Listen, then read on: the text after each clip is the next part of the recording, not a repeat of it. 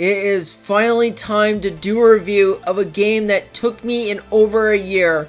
The Legend of Zelda Tears of the Kingdom.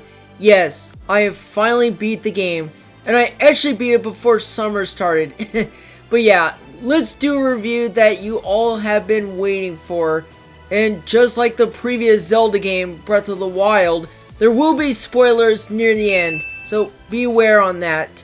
And after I finish the review, we'll see if this game is better than Breath of the Wild. Let's begin. The story takes place a number of years after Breath of the Wild, hence that it is a follow-up. Link and Zelda explore a cavern beneath Hyrule Castle, uncovering the ruins and murals depicting an ancient war against, what else? Ganondorf. Ganondorf's reawakening unleashes a poisonous substance called Gloom and causes the Hyrule Castle to ascend. Link ends up on the Great Sky Island and must unite Hyrule once again.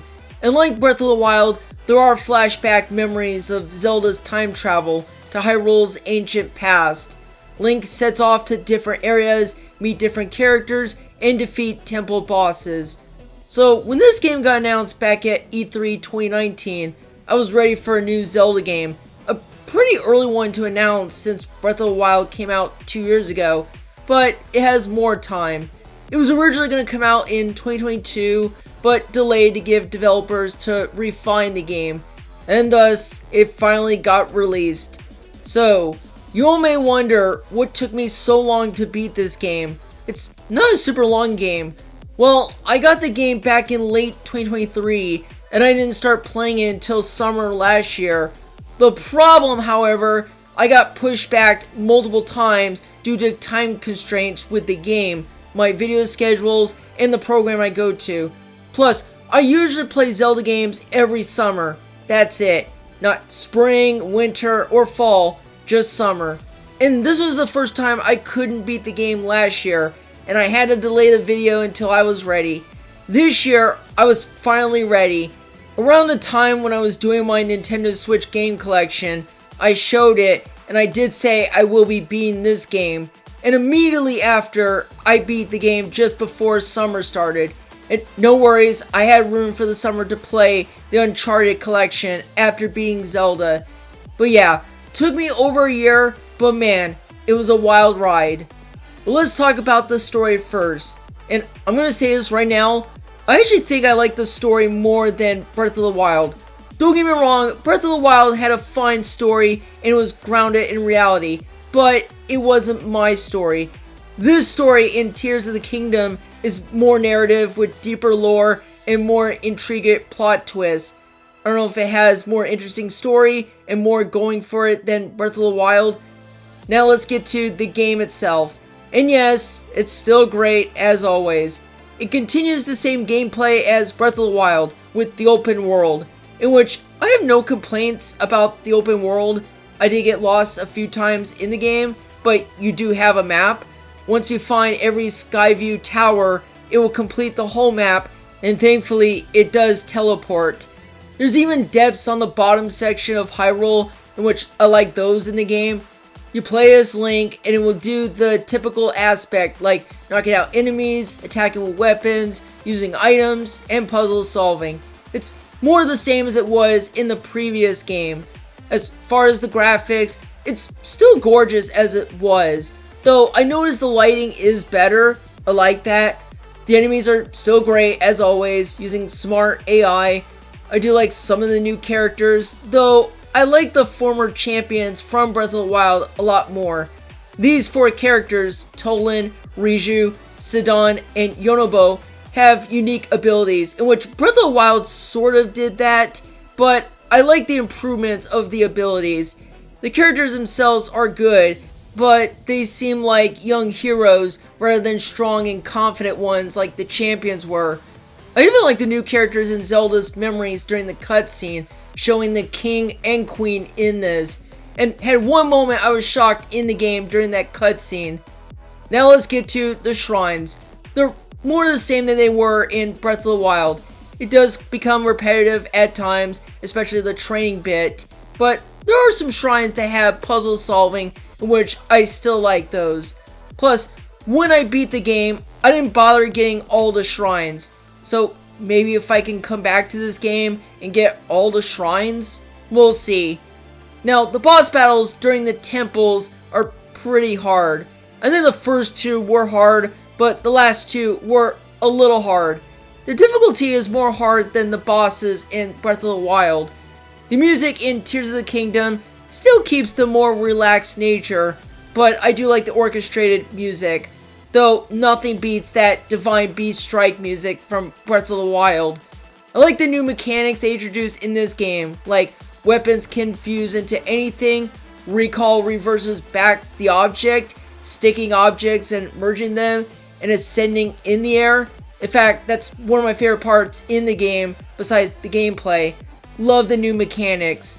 Also, I did like cooking the food a bit more than Breath of the Wild, something I did a lot when I got knocked out in the game multiple times.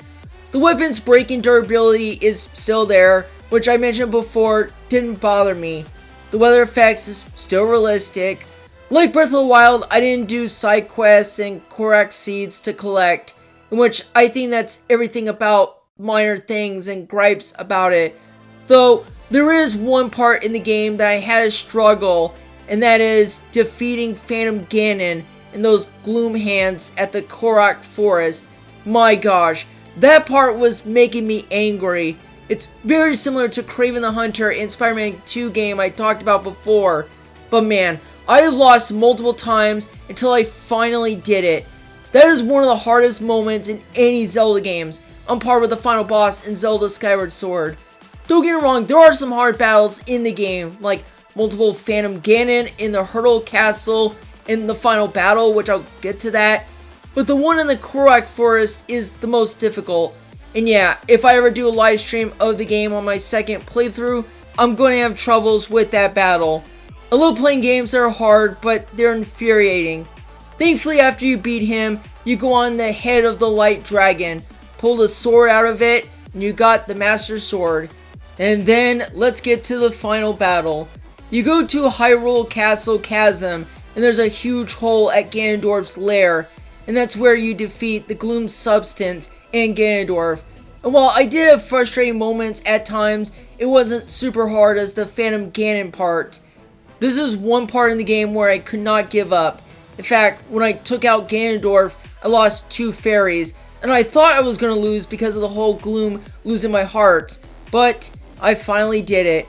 And probably the best part in the final battle is Ganondorf transforms into a dragon, a demon dragon. And the Light Dragon comes to the rescue, and then you take out the dragon.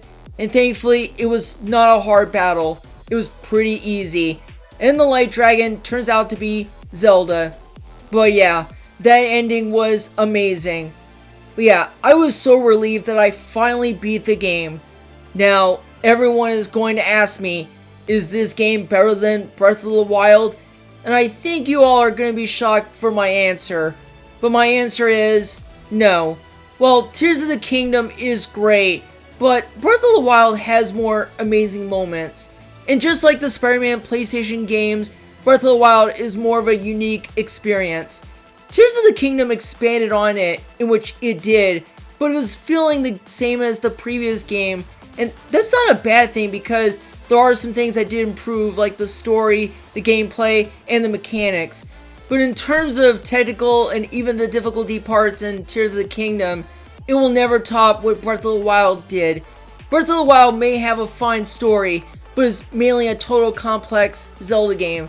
Plus, I think the final battle in Breath of the Wild was more epic and it didn't frustrate me at all. Tears of the Kingdom did, and took me multiple tries, but it can't top what the other one did. Tears of the Kingdom is a great Zelda game, and I'm highly recommending this game. And as of now, this game, along with Breath of the Wild, is available on the NintendoSwitch 2 as an enhanced edition, in which, if you don't have it, well, now's your chance, and you will like it. I put this game on my top 10 favorite Switch games, but we'll see where it goes in the future. That is all for my review of Zelda Tears of the Kingdom. So glad I finished, and now I have more games I need to catch up. I have more video games related video coming up. But for now, I got more media videos coming besides video games. I'll see you all in the next one, folks. Bye bye!